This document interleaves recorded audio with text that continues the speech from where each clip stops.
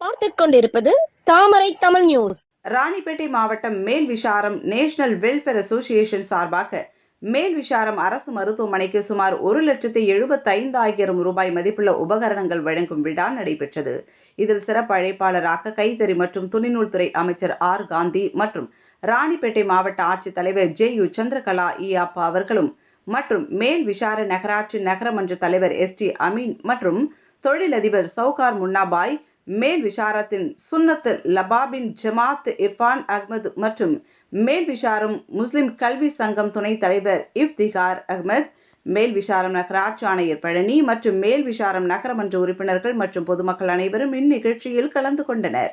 இதில் national welfare association நிர்வாகிகள் கே.ஓ. Nisath Ahmed, G. Mohammed Faheem, K. Mohammed Idris, Mohammed Hashim, Mohammed Tamil, Abdul Karim, answer பாஷா ஆகியோர் கலந்து கொண்டனர்.